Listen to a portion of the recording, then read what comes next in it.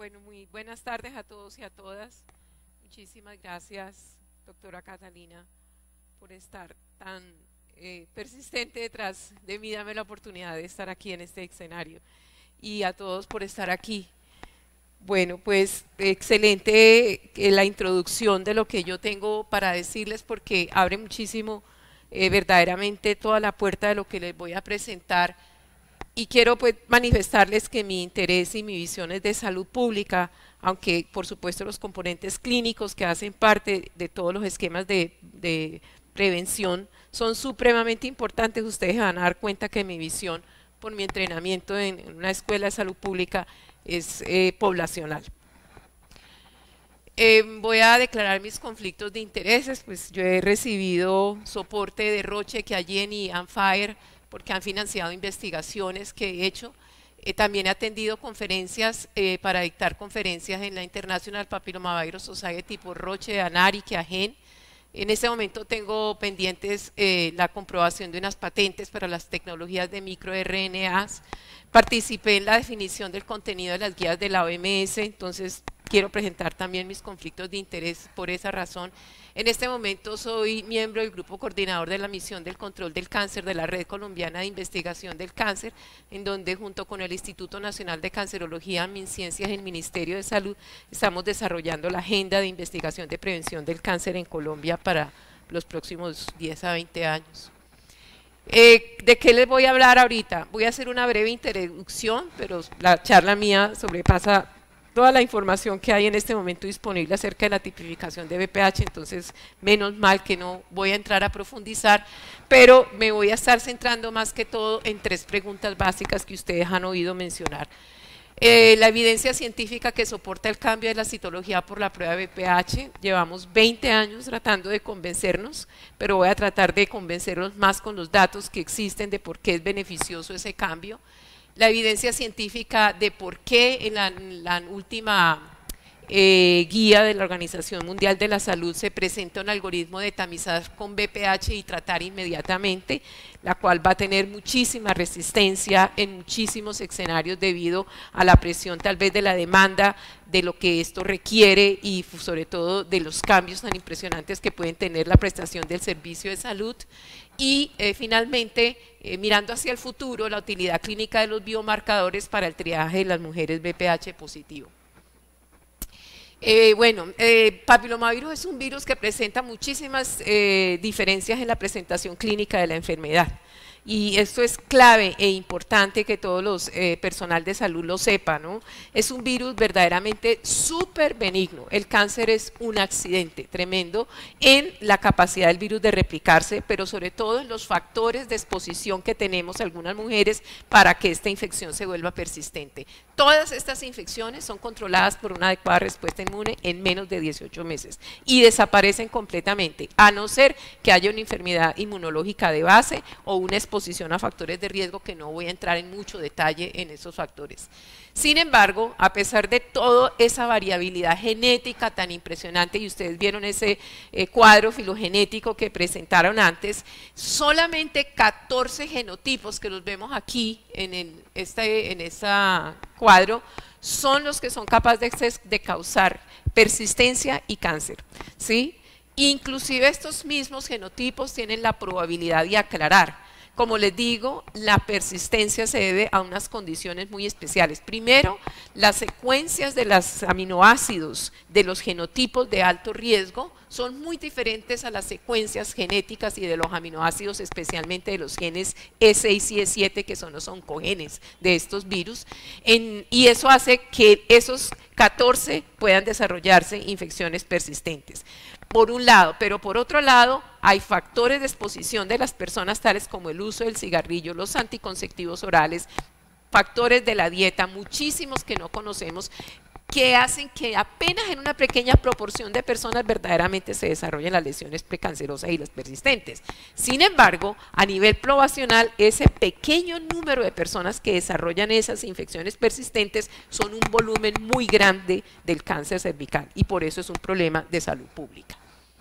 Esta es básicamente lo que da una idea de la historia natural de estas infecciones persistentes. Entonces aquí vemos esta gran cantidad de infecciones normales, benignas, que se presentan inicialmente al momento del inicio de la actividad sexual y las cuales desaparecen completamente sin dejar ninguna secuela en ese cervix, ¿sí? Pero si ustedes ven, estos son las responsables de muchísimas lesiones de bajo grado, especialmente con la aparición de la coilocitosis o los coilocitos dentro de este epitelio. Una pequeña proporción de estas empiezan a transformarse en infecciones persistentes y son en el marco de todas estas infecciones persistentes que vamos a ver que se producen las lesiones de alto grado, que si no son tratadas van a convertirse en cáncer y que son las que van a llevar la muerte.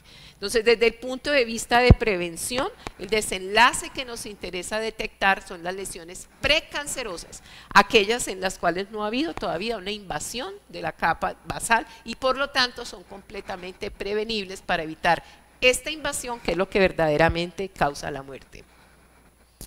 Otro de los puntos importantes aquí que ya lo mencionaron anteriormente es que hay diferencias en el riesgo de cáncer dependiendo del genotipo viral.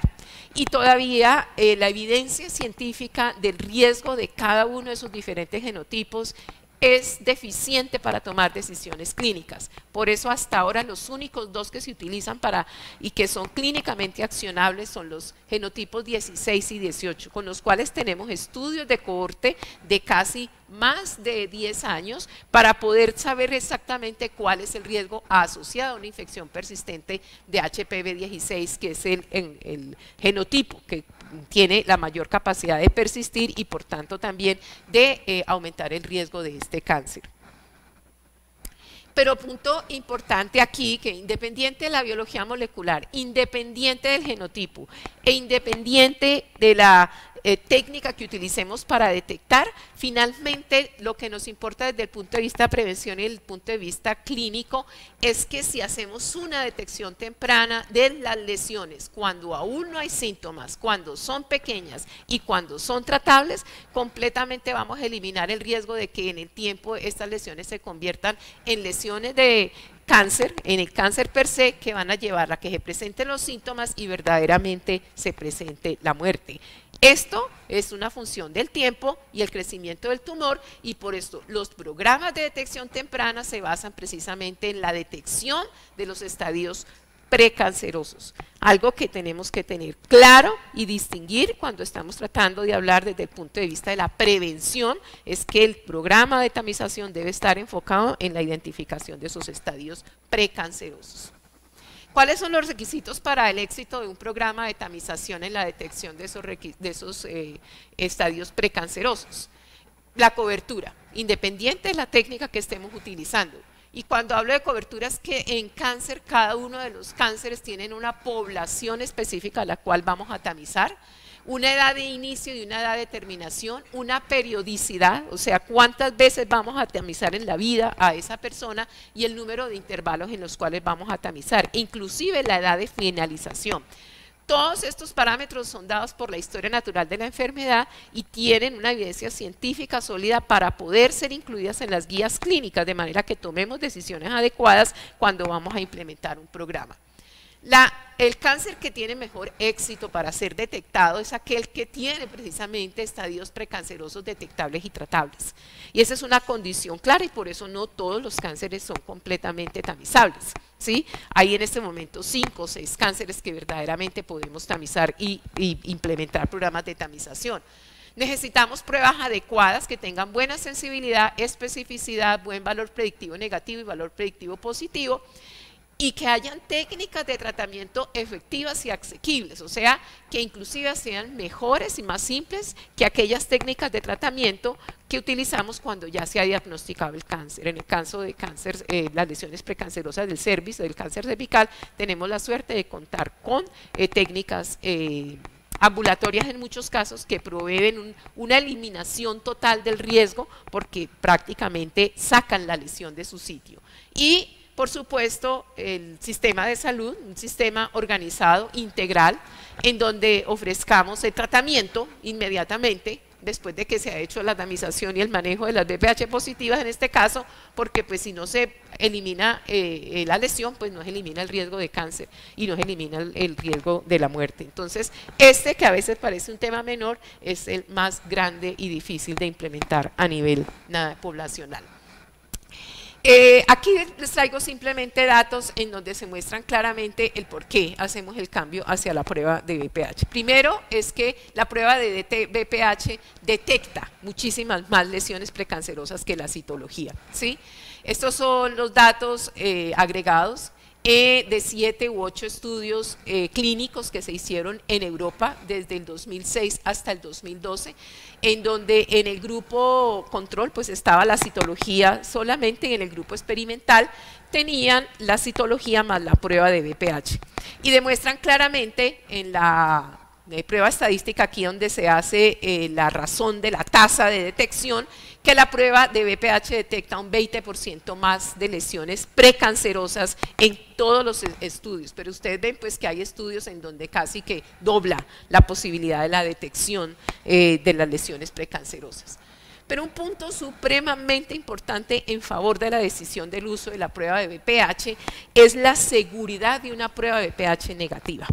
Y cuando vemos aquí esta gráfica, en esos mismos estudios se hace la comparación de la detección, o sea, la tasa, la razón de la tasa, y se muestra que cuando en el inicio de los estudios las mujeres tenían una prueba de BPH negativa, o en el grupo control la citología negativa, la probabilidad de las lesiones de alto grado a los 3 o 4 años de seguimiento es solamente el 0.42 cuando se usa la prueba de BPH. ¿Por qué se da esta razón? Porque una prueba negativa prácticamente excluye, casi con un 100% de seguridad, la probabilidad de la infección del virus del papiloma humano. Mientras que una prueba negativa de la citología no excluye aquella probabilidad total de que no hayan lesiones precancerosas en esa mujer. Y eso lo hemos sabido siempre porque han habido muchísimos casos de cáncer cervical de mujeres con citología negativa. Entonces, la seguridad de la prueba de BPH nos permitieron tomar decisiones en la transformación de la prevención de cáncer de cuello uterino, supremamente importante. Primero, alargar los tiempos de tamización que se estaban haciendo cada año a cada 5 años, puesto que una prueba negativa confiere casi que una probabilidad de riesgo de menos del 1% de cáncer cervical, inclusive cuando se usa en combinación con la citología, ¿sí? Eso va a verdaderamente revolucionar los sistemas de salud en términos de ahorro de costos de bolsillo de las pacientes que no tienen que atender nuevamente el servicio para la tamización, por un lado. Y fuera de eso, los costos de seguimiento van a disminuir impresionante en el momento que hagamos los cambios. Pero es muy importante aquí que esto se logra siempre y cuando utilicemos pruebas clínicamente validadas, y que usar pruebas que no están clínicamente validadas puede acarrear un riesgo de aumento de los costos, inclusive de aumento de los eventos adversos. Las pruebas que vimos, y en toda esa cantidad de pruebas que está demandando ahorita la comercialización de pruebas, hay algunas que tienen falsos positivos. Y esos falsos positivos llevan al sobretratamiento con eventos adversos indeseables, y además se aumenta el seguimiento de las personas tamizadas, lo que aumenta el costo de los programas de tamización. ¿A qué se debe los falsos positivos? A la detección o reacción cruzada con genotipos de bajo riesgo, los cuales no llevan a ningún tipo de lesión, pero también a que no se han hecho los estudios que validen los puntos de corte de los valores de los resultados de las pruebas. Por ejemplo, veíamos las pruebas de RT-PCR o la prueba de captura de híbridos que utiliza la unidad de emisión de luz como punta de corte para definición de negativos y positivos. Si esos puntos de corte no son validados clínicamente, puesto que los valores analíticos a veces no necesariamente representan una utilidad clínica, pues pueden cometerse errores en la definición de los positivos y los negativos y variar completamente la sensibilidad y la especificidad de la prueba. De hecho, la captura de híbridos, cuando fue ideada hace más de 30 años, el URL lo tuvieron que hacer un estudio específicamente para tratar de saber cuál era la medición exacta que daba el valor clínico adecuado para la detección de lesiones de alto grado. Falsos negativos. Pues los falsos negativos pueden llevar a un diagnóstico tardío y muerte, porque no se identifican las personas que verdaderamente tienen la lesión, y a un equívoco monitoreo de los efectos de vacunación. ¿Por qué se dan los falsos negativos? Fallos en la detección. Mostraba ahorita las técnicas, cómo tienen que detectar 14 genotipos en un mismo tubo de ensayo o en 2 tubos de ensayo. Los primers se tienen que combinar, los cebadores en esos mismos tubos de ensayo. Hay competencia de los analitos en ese mismo tubo de ensayo y eso hace que muchas veces, pues en ese pool no se detecten todos y cada uno de los genotipos que causan el cáncer de cuello uterino. Y también porque falla, inclusive cuando se sabe muy bien que se detectan algunos genotipos en algunas regiones. Tú mostrabas ahorita, por ejemplo, el 39, que todavía no se define cuál es el rango que se le va a dar en este momento de si es genotipo intermedio, de alto riesgo, de bajo riesgo, pero muy probablemente los últimos estudios apuntan que en Latinoamérica ese puede ser un genotipo importante, muy diferente en las poblaciones caucásicas. Entonces, hasta que no tengamos las evidencias científicas más sólidas que nos permitan tomar decisiones clínicas validadas, no podemos utilizar la genotipificación de los otros genotipos individualmente, puesto que no sabemos los riesgos que tenemos en nuestra población y cómo van a funcionar. La Organización Mundial de la Salud y la Comunidad Económica Europea financiaron 2 grupos grandísimos para poder tener el laboratorio de referencia de la Organización Mundial de la Salud, que es manejado por el doctor Joaquín Dillner en la Universidad de Estocolmo, y el estudio Valgen, que es un grupo también en Europa, financiado por el programa H2020, liderado por el doctor Mark Arvin de la Universidad Utrecht de Bruselas, y ellos dos son los que están liderando el proceso de validación, tanto analítico como clínico de las pruebas de BPH que tenemos actualmente en el mercado. El estudio Valgen es un protocolo clínico exclusivamente diseñado para validar estas pruebas. La recomendación de este estudio es tener como muestras siquiera 1000 muestras continuas de rutina de tamización, en donde se toman exfoliados cervicales que deben ser guardados adecuadamente y en donde verdaderamente se alimente estas muestras con 300 muestras con lesiones neoplásicas, de 100 mujeres con citología ASCUS, con lesiones de alto grado, con lesiones de bajo grado, pero lo más importante es que tengamos bien medido el desenlace clínico. Y medido el desenlace clínico quiere decir una biopsia adecuadamente obtenida con colposcopia y una biopsia que sea leída por patólogos expertos. Esos patólogos expertos van a paneles de entrenamiento en donde verdaderamente certifican que pueden tener la capacidad de tener la lectura reproducible de la biopsia cervical, la cual tiene en rutina una muy baja reproducibilidad, ¿cierto? Pero que con ese panel de expertos no es perfecto, pero es lo más aproximado a una reproducibilidad buena. Los datos que se deben tener es la edad, el resultado de la citología, la histología adecuadamente confirmada y, como ya lo mencionaban antes, lo esperado en la comparación de estas pruebas con las pruebas estándares que ya tenemos validadas clínicamente en ensayos clínicos extensivos que se hicieron en Europa y Estados Unidos, es que tengan más del 90% de sensibilidad, al menos el 98% de especificidad para la detección de NIC2 y una reproducibilidad del 87%. Como les digo, las validaciones clínicas se están haciendo comparando con la captura de híbridos, la COAS y esta prueba que se llama la GP5 GP6, que es una prueba del laboratorio del doctor Chris Mayer en la Universidad de Vrije en Holanda. Bueno, esto es simplemente recordatorio de lo que verdaderamente estamos mirando, pero aquí quiero llamar la atención que en estos estudios entonces vamos a comparar la prueba nueva y la prueba de referencia frente al estándar de oro, ¿sí? Y vamos a tener medidas estadísticas específicas de esa comparación. Básicamente se pueden comparar la relativa sensibilidad y especificidad de la captura de híbridos con la nueva prueba que estemos queriendo implementar. Se deben utilizar la P de McNemar para probar las diferencias de proporciones de muestras apareadas. En este caso, la sensibilidad y la especificidad son proporciones.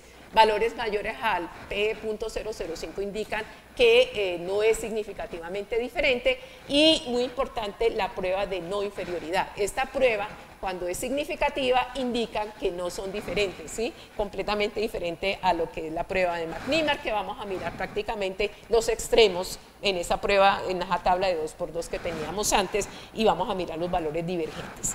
Pero muy importante tener estos datos completamente claros para interpretar la literatura. Aquí les estoy mostrando la última actualización de las guías del protocolo de Valgen, publicadas en el 2020, la lista de varios ensayos de papilomavirus disponibles para tamizaje primario. Y básicamente, bueno, no entré en mucho detalle, simplemente darle la información de cómo interpretar estos datos. Aquí tenemos la sensibilidad relativa.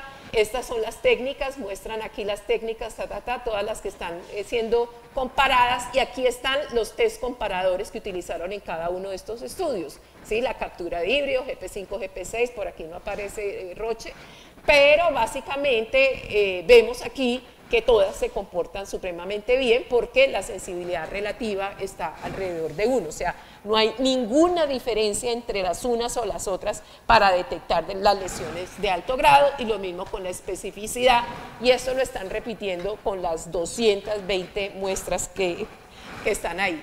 Aquí les voy a mostrar alguna utilidad clínica de la prueba de captura de híbridos del ensayo ASCUS que hicimos aquí en Medellín, comparando la colposcopia, la prueba de captura de híbridos y la citología para el manejo clínico de las mujeres con citología ASCUS. En este estudio nosotros reclutamos casi 3.000 mujeres en 3 organizaciones de EPS aquí en Medellín, y las reclutamos por teléfono y las randomizamos a cada una de estas intervenciones, pero lo más interesante es que el resto, todo lo que es el manejo clínico, corrió a través del sistema de salud sin los investigadores haber intervenido para nada, y además de eso, en la visita de salida a todas las mujeres se les hizo la prueba y la citología y la colposcopia por un médico colposcopista, ginecólogo colposcopista debidamente entrenado, y las histologías se recogieron y se hicieron leer por un panel de expertos en Estados Unidos, aparte de la lectura de los patólogos locales que teníamos, ¿sí? No les voy a entrar en detalle en esta figura, solamente para mostrarles que si tenemos las tasas de detección de NIC2, tal cual como las leyeron los patólogos locales, encontramos que las tasas estaban alrededor del 6%, con diferencias importantes en cada uno de los 3 brazos. Pero si estimamos las tasas con las lecturas y los diagnósticos que emitieron de manera ciega e independiente los patólogos expertos, esta tasa fue del doble.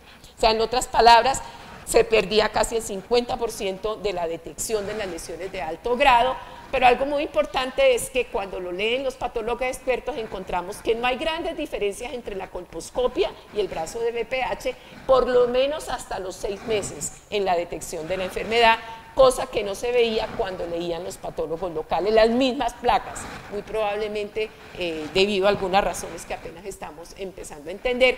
Pero lo importante aquí es que el brazo de la prueba de BPH, si ustedes ven, es el que tuvo mejor lectura de la patología, algo que todavía estamos entendiendo acerca de la correlación y lo que significa, tanto para el ginecólogo colposcopista saber que la mujer es BPH positivo, y para el patólogo que lee las placas el saber de que la mujer es BPH positivo, cómo eso influencia la posibilidad de un mejor diagnóstico.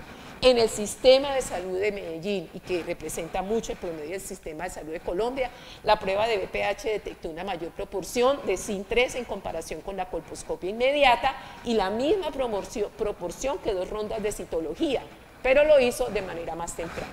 En comparación con la colposcopia inmediata, la prueba de BPH redujo la carga de lesiones cervicales de alto grado en 24 meses en un 65%, y fuera de eso disminuyó el número de mujeres que fueron referidas a colposcopia en un 41% y la probabilidad de error del diagnóstico histológico en un 65%. Si tenemos esta prueba, entonces, ¿cómo nos explicamos que en este momento la situación sea esta? En donde tenemos unas altas tasas de mortalidad en aquellas regiones de más bajo desarrollo social y económico del mundo y de Colombia, como lo vemos aquí, ¿cierto? Y la razón es dificultad al acceso a los servicios de salud. Básicamente, no hay disponibilidad de servicios, o hay cuellos de botella que nos impiden utilizar los servicios de salud en estos lugares. Y a eso es lo que le apunta la iniciativa de la Organización Mundial de la Salud para eliminar el cáncer cervical. Las metas son vacunar contra el BPH el 90% de las niñas a la edad de 15 años, tamizar el 70% de las mujeres de 35 a 45 años con prueba de alto desempeño y tratar el 90% de las mujeres que sean positivas en la prueba de tamización y que por tanto tengan un alto riesgo de cáncer cervical. Pero tenemos problemas para llegar a esas metas. Primero, la cobertura de la tamización es difícil de sostener en estos lugares. El seguimiento de las mujeres positivas en la tamización tiene muchas barreras. No hay implementación de programas de control de calidad de la colposcopia y la patología. Es difícil de implementar en estos sitios. Los sitios de tratamiento están concentrados en centros urbanos y por eso las nuevas guías de la OMS proponen algoritmos que den respuesta a la necesidad y los recursos que tengan los diferentes contextos específicos a nivel mundial.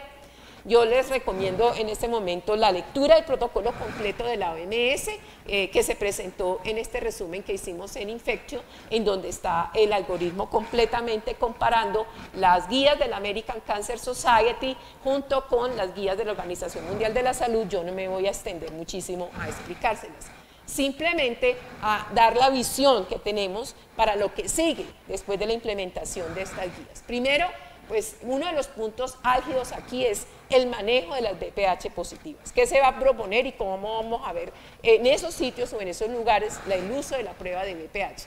Tenemos toda esta batería de pruebas, por lo menos aprobadas clínicamente, la citología, la inspección visual, la genotipificación de algunos genotipos 16 y 18 y los otros de alto riesgo, y la prueba de P16K y 67, y en este momento estamos en investigación de otros biomarcadores moleculares que sirvan para el manejo de las mujeres VPH positivas. Esa es una opción, pero no es una realidad en la clínica en este momento. Entonces la OMS, con base en ciertas encuestas que hizo y sobre todo analizando, por ejemplo, la sensibilidad de la inspección visual en el número de estudios, viendo que la sensibilidad era demasiado variable, inclusive en algunos lugares baja, y que necesita muchísimo entrenamiento para poder ser sostenible. Y por otro lado, mismos estudios que mostraban también la sensibilidad de la colposcopia que vemos aquí en esta gráfica y la especificidad, tanto para SIN2 y para SIN3, decide entonces proponer que en los siguientes años, por lo menos en aquellos lugares en donde no hayan aquellos recursos, se implemente la estrategia de tamizar y tratar inmediatamente. Una de las razones por las cuales se tomó esta decisión es porque ya se conocía hace muchos años que es mucho más ventajoso tamizar y tratar a hacer la tamización y ver la inspección visual como método de triaje de las mujeres VPH positivos.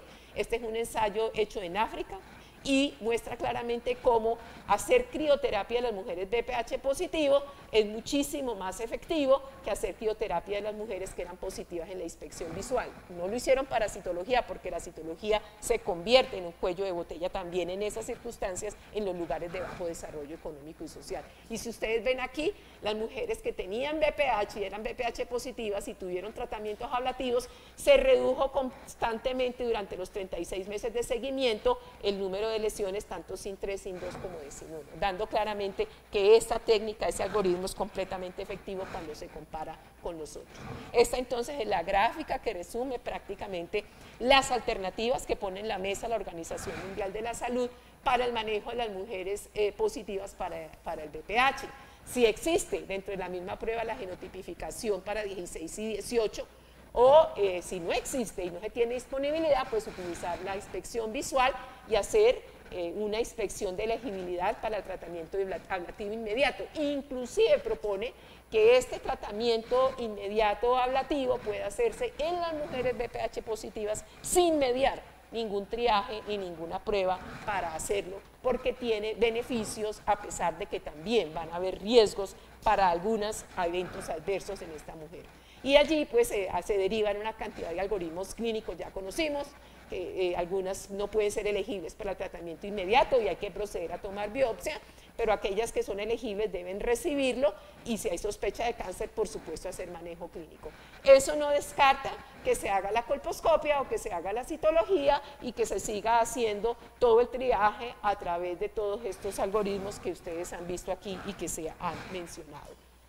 Sin embargo, nuestra esperanza desde el punto de vista de salud pública es que podamos hacer la decisión del tratamiento basado exclusivamente en biomarcadores moleculares. ¿Por qué? Porque sabemos que la infección viral desregula completamente diferentes moléculas que son derivadas de las vías de señalización de las proteínas G6 y G7 y son proteínas celulares que regulan el ciclo celular y que nosotros conocemos claramente que hay un aumento del RNA mensajero de las proteínas G6 y G7 que conlleva a la metilación viral y también a la aparición de los microRNAs que son moléculas de fácil detección en las muestras cervicales, ¿sí? Entonces, les voy a mostrar este artículo que publicamos también junto con el mismo ASCUS en la misma revista, prácticamente con las personas que han inventado las pruebas de metilación más eficientes en este momento, que es la prueba S5. Attila fue el que inventó la prueba captura de híbridos y tiene muchísima experiencia en cómo se deben llevar estos estudios. Utilizando las muestras del estudio ASCUS, seleccionamos todos los casos de lesiones de alto grado y los emparejamos por edad y por sitio de diagnóstico con lesiones de bajo grado. Y miramos cómo se comportaba la prueba S5 en estas lesiones. Y vimos entonces que a medida que aumenta la severidad de las lesiones, aumenta el número de sitios metilados en el genoma, específicamente de los genes L1 y L2. Y demostramos además que la prueba de metilación se puede moderar el punto de corte de la sensibilidad y de la especificidad, porque es una prueba completamente cuantitativa, la cual está automatizada de manera que uno la pueda determinar el punto de corte clínico específico en determinado lugar y para determinado cohorte de pacientes. Si ustedes ven aquí, la prueba a un punto de corte de punto 8 tiene una alta sensibilidad, mientras que a una prueba a un punto de corte de 3.1 baja la sensibilidad, pero sube la especificidad. Esta es la citología que en nuestro medio dio una sensibilidad del 30% y una especificidad del 80%. Comparada con la citología, pues la metilación mostró muchísima más alta sensibilidad y más o menos comparable la especificidad. Y esta es la genotipificación, si no estoy mal es la roja, que tiene también una comparación importante o más o menos similar a la metilación. ¿Cuál es la ventaja de estas pruebas? Es que se pueden hacer en el mismo tubo de ensayo donde recolectamos la prueba de ADN del virus del papiloma humano. Y por último, los microRNAs. Las microRNAs son moléculas estables que regulan también la transcripción. Un ejemplo muy sencillo aquí, en donde se muestran que estas secuencias muy conocidas hoy en día de cómo hacen la regulación de la expresión de los genes, algunos de ellos se les han llamado los mir-oncogenes o también los genes supresores de tumores, que dependiendo muchísimo donde ellos se peguen en el transcripto, van a inhibir genes que inducen proliferación o van a inhibir genes supresores de tumores. El caso es que utilizando el mismo estudio ASCUS hicimos también la selección de estas muestras y utilizamos 105 pares para mirar la expresión diferencial de los microRNAs. Este es un mapa de calor en donde muestra aquellos que tuvieron alta expresión y aquellos que tuvieron baja expresión. Luego estos resultados los validamos en la técnica de RT-PCR. Se me quedó la técnica de RT-PCR, si me devuelve una por favor.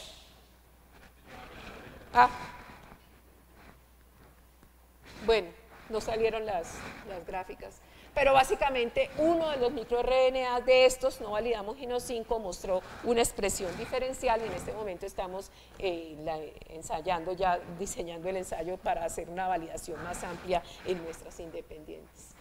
En conclusión, la tamización molecular de lesiones precancerosas, o sea, precursoras para prevenir el cáncer cervical, es un reto para el sistema de salud por la infraestructura, por el talento humano, por la entrega del servicio de los usuarios finales. Hay que hacer muchísima educación, entender la percepción de la población acerca de la nueva tecnología. Toda la tecnología que hemos visto aquí son tecnologías sofisticadas, aparatos grandes, difíciles de implementar en las regiones donde más se necesitan y por eso estamos también en el desarrollo de pruebas rápidas, tal cual como las del COVID, para la detección del antígeno, de las E6 y E7, con muchas expectativas de la AMFIRE, aplicaciones que se hacen inclusive en la mesa a temperatura ambiente, y esperamos que esas pruebas puedan estar disponibles para aquellas regiones que verdaderamente las necesitan en el sitio primario de atención para una consulta rápida, porque son mujeres que muchas veces tienen hijos, que no tienen tiempo de atender y además de eso necesitamos operarios de un nivel del sistema de salud más operativo a atención primaria. Quisiéramos que, por ejemplo, las auxiliares de enfermería fueran las personas que pudieran implementar este tipo de pruebas. Deben ser simples y deben ser, por supuesto, muy baratas. El equilibrio entre las demandas tecnológicas y la evidencia científica y los costos y las necesidades de la población es todo el día el dilema de la salud pública. Lo que hacemos los que trabajamos es aportar evidencia, pero la OMS está empecinada en que se dé respuesta a esta prioridad y afortunadamente el Plan Decenal de Salud Pública dio muchísima respuesta, no solamente para la prioridad del cáncer cervical, sino para todas las enfermedades desatendidas en aquellas poblaciones vulnerables en las regiones más rezagadas del país. Y que es una situación común no solamente a Colombia, sino también a toda Latinoamérica, ¿no? Y a todas las regiones del mundo. Y la OMS, uno de los puntos claves en los desarrollos de las metas del desarrollo sostenible es precisamente cerrar esas brechas de disparidad tan amplias que hay, y por supuesto pues haremos más investigación que nos permita llevar todo este conocimiento a las personas que más lo necesitan. Muchísimas gracias.